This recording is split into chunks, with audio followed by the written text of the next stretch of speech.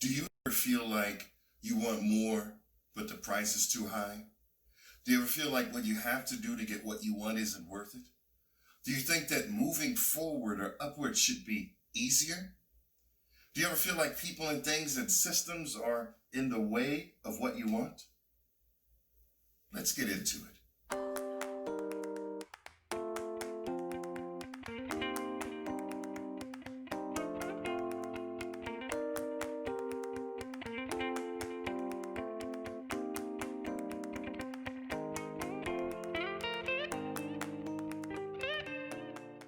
Hello, everyone. Wallace Russell from CoachWallaceRussell.com. There's this story, and this is my version of it, of how to catch a monkey. So the idea is you go where monkeys go and you get a jar, a heavy jar. And it is wide on the inside or around the lower part of it, but near the top, it's very narrow, right? So it's too heavy for a monkey to move, but you can slip something into it. So you slip a banana into the jar, right? And it lays there on the bottom, right? And you walk away. So a monkey smelling the banana comes up, reaches into the jar, grabs the banana, and then when they grab the banana, they realize they can't get it out because the mouth of the jar is too narrow. But they're holding it, trying to pull it out. And then here you come, ready to catch the monkey. Now the monkey sees you coming and can easily escape. All he needs to do is let go of the banana and run, right?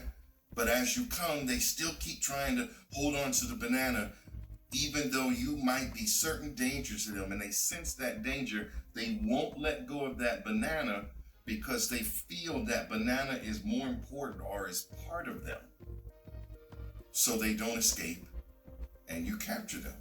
Knock the monkey on the head, take it home, and now you have a monkey for the price of the banana. And the jar you can reuse. The point here is that something you're holding on to can stop you from moving forward.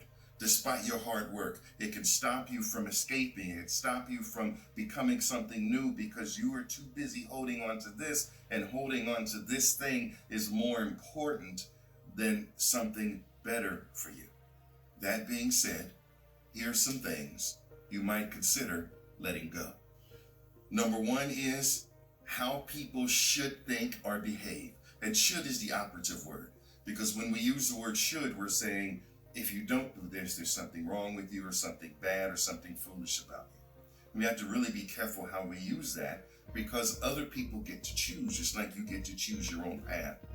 But if you need a certain type of future, a certain type of outcome, in order for you to get that, other people need to think a certain way, you're in trouble. If other people need to behave a certain way, despite you thinking it's right and what they should do, you're in trouble. Why? Because you don't control them.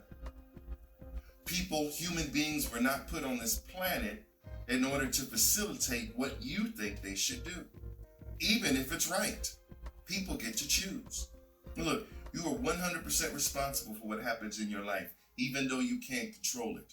But if you tie your hopes and dreams and desires on the behavior and thoughts of other people, you will always be found wanting. You need to find a way to let that go. Let go what other people need to do and need to think, and get what you need to get anyway. Rely on yourself. Ultimately, the one thing that you can control is yourself. So let go of what other people need to think or do. The next thing you should consider letting go is how your path or your future should look. What you think your future should look like is based on who you are now. And you don't know what it's going to take in order for you to achieve this future, but along the path to get there, you're going to change and you're going to grow. As you go forth into the world, you become more. But if you only believe that your future should look like what you think it should look like, then you're going to have a problem, because you're going to be fighting with what the future actually is and what you think it should be. And sometimes that thinking is naive. For example, and I use this example a lot, is when a boy is, say, maybe 13 or even younger, he may decide what a man is. So when he is growing up, he is trying to make that definition a reality. And when you get there, that is a definition of a man that was made by a child. So you should be trying to update and change that. But if you're holding on to this is what a man is because you decided it in the past, then you will limit what you can be. So again, the point of this is let go of what it has to look like or what it should look like and find out what it can look like and make a better choice as you become more wise and more intelligent along your path. Another thing to consider letting go is this quote, "Take me as I am." I say to those people, consider being a better person, bringing a better you to the table. Be careful of expecting people to invite you to a party of people that have become more when you bring that old thinking. This is not to say that there's not a value to who you are and who you've been, but the old you is very likely not compatible for an advanced conversation in life for people who are trying to be more. If people are trying to be more and you don't want to do that, then it's like they're dragging you along, or it's like they're pressuring you to change. If you're not willing to change, then don't expect other people to stick with you if they're trying to become more. Why should anyone settle for who you've been when you can be greater? That just doesn't seem nice. Consider bringing a better you to the table. Who you can be, who you were designed to be, what is possible for you is much more attractive and much more amazing and much more a life that other people want to be a part of, and it will be much better for you. Another thing to consider letting go is that other people need to make you happy. First of all, you are 100% responsible for whether or not you're happy.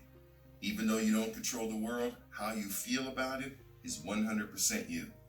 So that being said, how good are you at keeping yourself happy? Is it easy for you? Is it a lot of work? Are you effective? When you're not happy, do you beat yourself up? Do you take responsibility and make yourself happy when you're not? Truth be told, it's a lot of work trying to maintain happiness and what you have to do to keep it because you don't always feel like doing the work. Do you expect that at some time in your life, you don't have to do that anymore and someone else has to? Do you think that's a job or a position they want? Do you think that would be easy for them? How do you think they deal with it if they fail in making you happy and you punish them? That job of making you happy is likely very frustrating and fraught with failure. And that's not a job anyone would really want to have. Yes, people in your life should do nice things for you as you should do nice things for them. That's part of being in a relationship. But the job of making you happy is only yours. And if you need other people to do it, let that go. Another thing to let go or to consider letting go is what you're used to. There's a biblical saying that goes something like, it is easier for a camel to pass through the eye of a needle than for a rich man to enter the kingdom of God. So where I got that from, or what my understanding of that, I should say, is that the eye of the needle is sort of the doorway into the city. And so if you have a camel laden with riches, it won't make it through the eye of that needle. So in order for you to get into and out of the city, you have to let some things go that are valuable. And you have to decide, is the value of those things more important than the freedom and the possibility of leaving the city and becoming something more? Here are some things that fall into that category of things that you value that you may have to give up, at least to some degree. One of them may simply be your standard of living.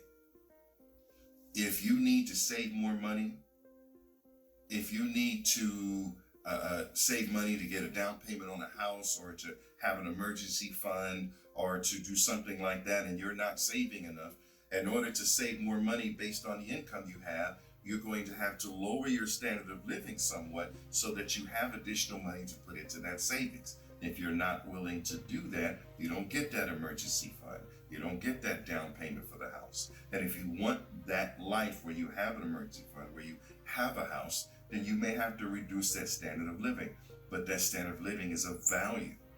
And a lot of people may not be willing to let that go. Another thing you may have to give away or let go some of that's important to you is acceptance. As you blaze the trail for the life that you want, not everyone will want to follow that trail with you. Not everyone will want to go with you, and not everyone will accept that that's what you want. So you may have to leave some people behind, which is always hard. But you have to decide, keep those people, stay where you are, or have something more. Comfort, which goes along the standard of living. If you stay where you are, you know where everything is. Comfort is built into the system. But if you want something more, if you want to strive to be more, then you're going to have to give away some of that comfort, at least initially, so that you can have a better life later and then get a new comfort. So you have to be willing to give some of that up. Freedom is something that you may have to give up. If you're, for example, if you're a single person and you can do whatever you want, but you want to be in a relationship, then you're going to have to give up some of that freedom in order to be in that relationship. There's no two ways about it. Now, in theory, the value of the relationship is greater than some of the freedoms that you have to give up, but you will have to give some of those up in order to have that successful relationship. The last piece of this, which is the biggest for me, is wisdom and common sense. As we go through life, we gather the ingredients of what we think is common sense. And we become wise, at least in our viewpoint, by obtaining those things. And we use that common sense and that wisdom to deal with life as it shows up. And it's been proven because it's worked in the past. But when we go into someplace new, when we are trying something new to be bigger and to be better, that common sense will not apply. Not quite the same way. That wisdom will fail you. So you're going to have to go into the unknown and be willing to be humble, have some humility, instead of that wisdom or that exalted position of, I'm a wise person, I have a lot of common sense, in order to get some kind of new outcome in a new place. Now you can become wise again. You can update your common sense when you get to your new position or place you want in life, but initially you will have to give some of that up. You will have to allow yourself to be not quite so wise. And that may be evident to people around you that you are doing something new. Sometimes you are a child or like a child when you are going into a new place. Wisdom can be gained over time, but it is not always compatible with the next level in your life. Those are some things that I think you should consider letting go. Did I leave anything out? Please let me know in the comments section below. Thank you for taking the time to watch this video. Please leave any comments or suggestions in the box below. I look forward to reading them. If you're open to consider working with me as a life coach, there's a link below to set up a free consultation. As always, your time, your energy, your viewership is greatly appreciated, and we'll see you next time.